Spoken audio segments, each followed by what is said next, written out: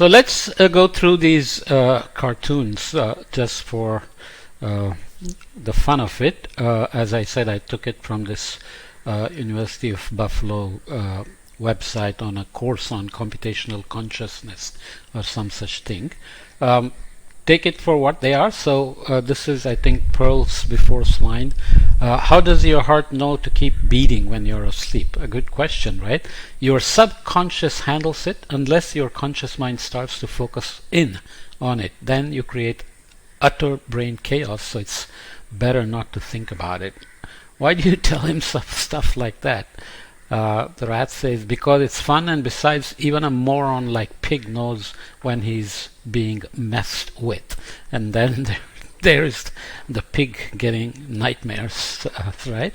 So this is an example of how humans think about animals and whether animals think about consciousness or think at all, and so on.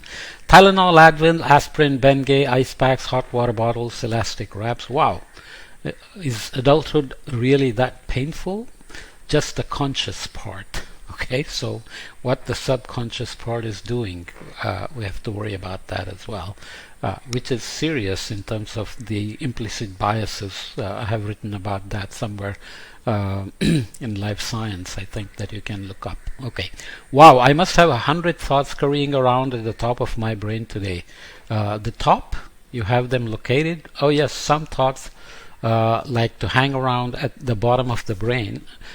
Some thoughts like to hang around the bottom of the brain, some cling to the back, and some burrow into the gushy warm models. I have trouble reading. Gushy warm middles where they hang up hammocks and whine about their glory days. You know how mind likes to fester things. At times I fear for your sanity. I'm glad that I don't know how to say it. I'm glad I didn't mention the ones that slither out of my ears and at night and rearrange my sock driver. So there you go again with the thoughts and processes. We talked about evolved thinking. There it is. One of the nature's uglier creatures, the bat, is a misunderstood marvel of evolution. Producing a series of loud, high-pitched squeaks, the bat can judge an insect's distance and elevation by the time delay of the squeak's echo. Changes in the echo's pitch reveal the doomed bug's direction. No movement escapes the incredible senses of the bat. And then there is Dennis. Glump! Ta-da! Eyes closed. Calvin, sit up and eat with a fork like civilized human being. So, this is kind of Dennis the Menace's experiment about education with driving his parents nuts.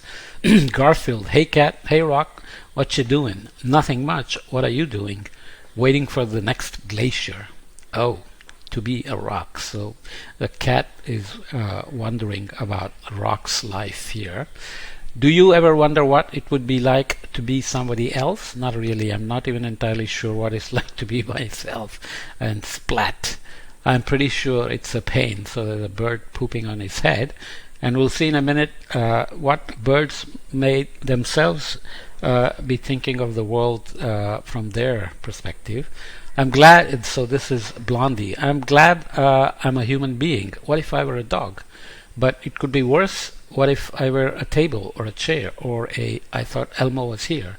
He's in the closet seeing what it's like being a coat. So this again, it's a cartoon, but it's thinking about what it is like to be something else, maybe an animate or an inanimate object or an animal as opposed to a human. Is it what intelligence means, that we constantly think about playing a role or being in another species mind and consciousness, right? Did you hear the news? Scientists just discovered that fish feel pain. This is the dogs talking, and there's a fish popping up saying, duh.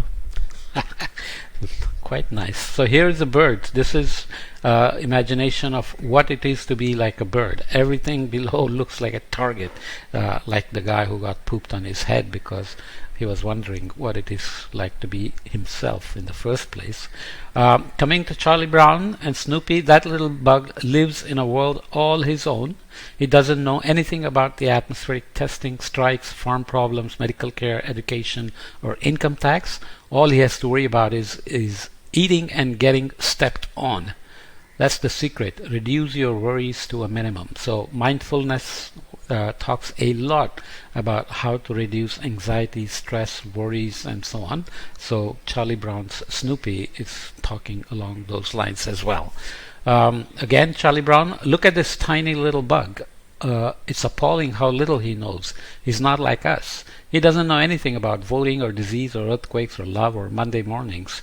Who's better off? So Charlie Brown is always consternated and worrying about these things, right? So there is again what thinking means and what consciousness means, and why we constantly worry about who's doing useful things and who's not doing useful things, not only among humans but also among other species, whether they are really stupid or happy, like like the book by Sapolsky that wondered whether zebras don't have ulcers. Turns out that actually they do, because they release cortisols when they are in a region that is close to the predators, as opposed to the zebras that are away from the predators. I guess there are some things we are not intended to understand. So there are the dogs looking at mail being dumped into the room and talking about that. Here is about the philosophical zombies. Mutts zombies, we feel no pain. Gack, bonk, bonk. Ow. So there is some acorns falling on the head. So then they say, okay, back to zombie school. So I guess this is the squirrels teaching the zombies a lesson about feeling pain. This is a nice one about a prof. Wow, Mike, we are very lucky to get into Professor Charlie Green's course. They say it's just about the most beautiful course around. Welcome, friends, to Consciousness 10A. Please sit down or stand or kneel on the floor if you wish. That's the course on consciousness. Be free and freaky and don't get into an anxiety bag. Stay or leave. Do what comes most naturally for you. Class dismissed. And the students say, they also say it's a little unstructured. Awesome cartoon, right? If I can't feel love, what was the point of making me so damn good looking? So there is the robots talking to each other at a bar. And then we'll have another one on the robots soon. Some scientists believe lobsters don't have any feelings. There is a lobster walking along, crying, sob. I'm telling you, some scientists believe lobsters don't have feelings. Well, based on that research, lobsters believe some scientists don't have feelings. This is consciousness. Okay? Amazing. So here we are looking at two dogs talking about lobsters, and lobster listening in and making his comment. You know the rules, young man. No brains until you finish all your liver. If he only had a brain. So these are two different cartoons, but the course site actually lists topics under which these cartoons are presented. I'm skipping it because I'm just reading it for fun, and all these cartoons, obviously you need to have copyrights if you want to use them, but here they are just meant for fun, so I'm just reusing them, and I'm citing the site that lists these things on computational consciousness. I like to close my eyes and poke them with my finger. Me too. I get cool lights. So this is about how light gets into the brain. Me too. I bet my lights are cooler than your lights. No way. My lights are insanely cool. My poke lights are high def. Everyone's eye poke lights are high def. Sometimes they look 3D. So you can close your eyes and you still see things light, and if you poke it, obviously you create other effects and so on. So what does it mean? Does it mean when you are not getting visual signal, your brain is still producing things? Is that consciousness? How is consciousness related to that? including dreams and things like that. People spend so much time interpreting dreams, but I don't think we really understand what those are all about. So here it is, you. That's a petrified elf. It's so self-conscious about its status as a kitsch object that it's immobilized by embarrassment. Kitsch is just kitschady in Indian languages. You, a lawn gnome. That's what I have been looking for. So there is somebody happy to find a lawn gnome. All our so this is about AI. So from 1956. All our 56 models have the memory feature, but if you can hold until 57, they will have a preconscious and an ID. So this is talking about machines. So this is from Saturday Review as printed in Matthews, Walter and Reefers and K. Computer in Cartoons, a retrospective from the Saturday Review. So you can see people were already thinking about that. And coming to the end, this is about a guy looking, I think this is I forgot the name. I expected a machine to become self-aware someday, but I thought it would be a computer or a robot. So he's looking at a toaster, and there is a nice way in which the toaster knob is designed.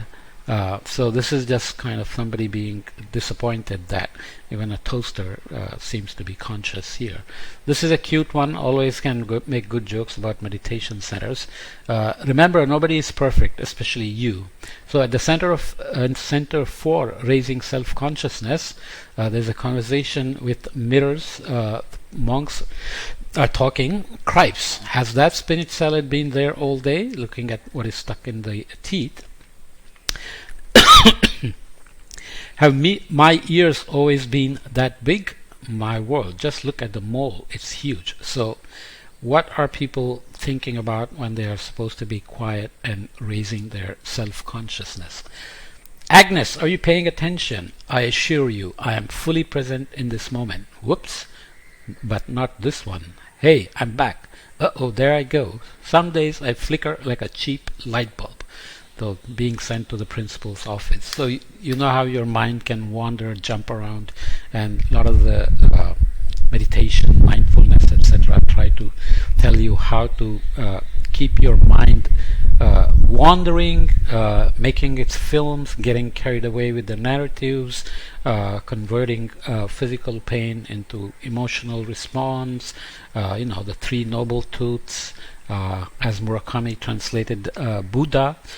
Pain is inevitable, but suffering is optional, which means physically you are going to experience pain when you are born and you live through life, but how you build a narrative about the pain, like why does it always happen to me, it always happens to me, nobody cares about me, etc., are considered suffering. So that's the mind making up movies. So is that a subconscious, unconscious, conscious thing, and how can you change that? And then if you change that, does it become conscious, and so on and so forth? So this is obviously something I'm digressing from the core of the course, but the chapter does mention consciousness, so I just wanted to include it in a more glorious, funny way with the cartoons and a couple of other papers. Okay.